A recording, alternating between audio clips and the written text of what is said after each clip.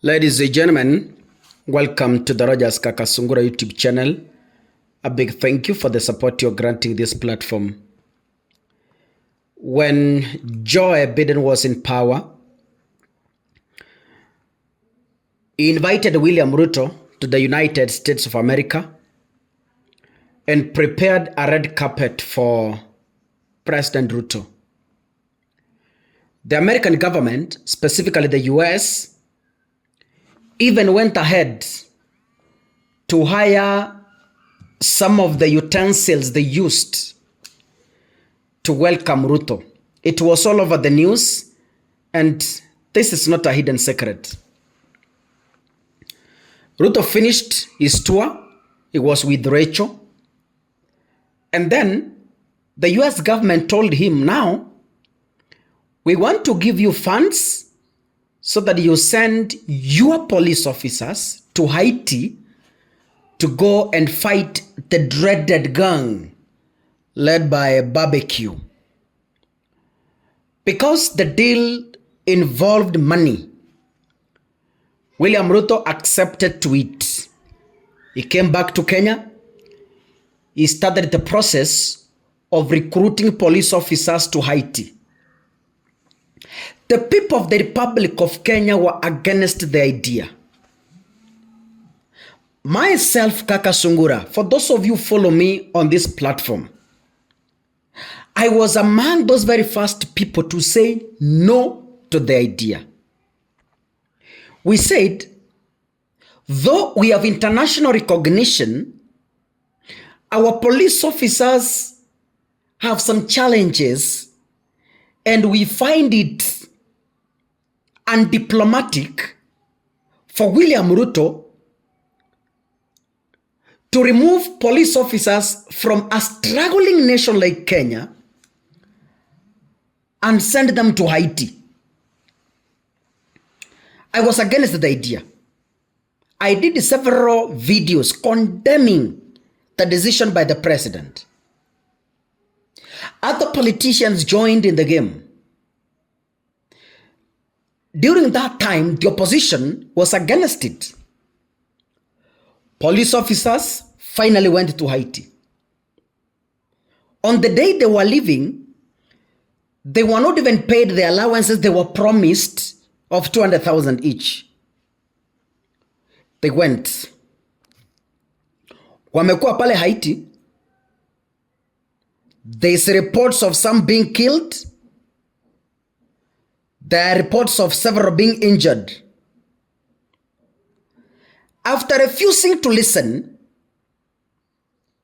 and after the Kenya Kwanza government thinking that sisi ni walevi, wale tunasema kwamba Kenyan police officers wasiende Haiti, wakafikiria sisi ni washenzi, wakafikiria sisi we are opposing the government, wakafikiria we don't wish Kenya Kwanza success in the journey. Now, Mudavadi is coming out now today,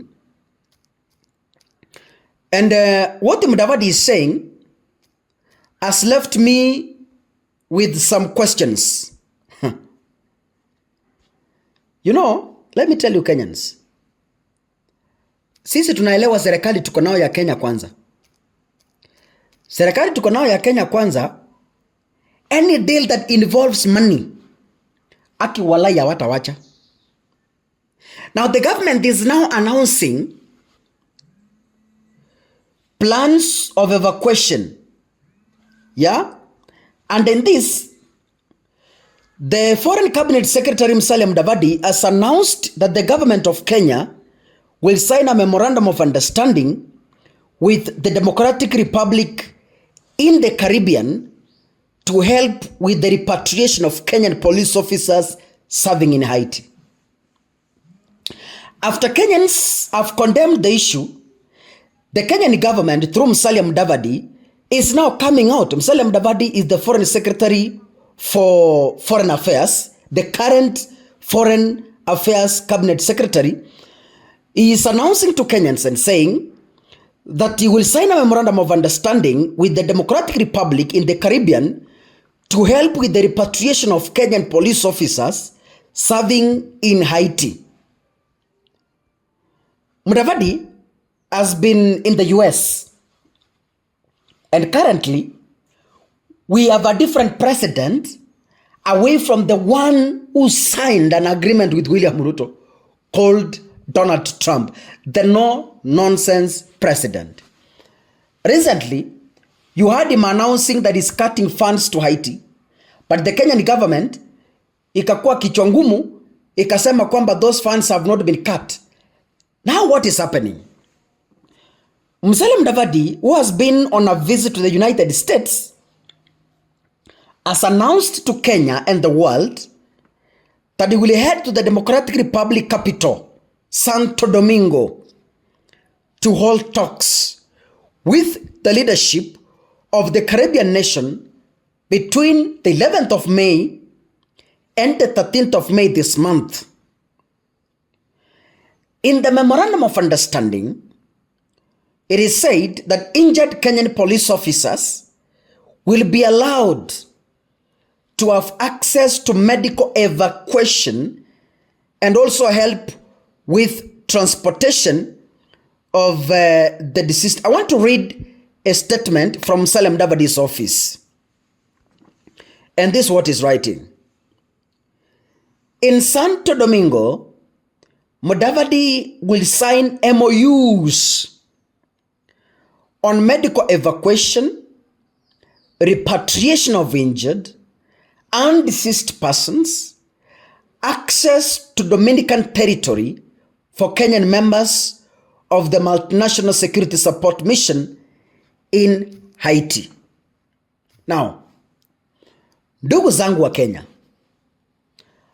I have been telling you, and I will tell you, I have been following the Haitian social media pages, including the social media pages of Haitian politicians.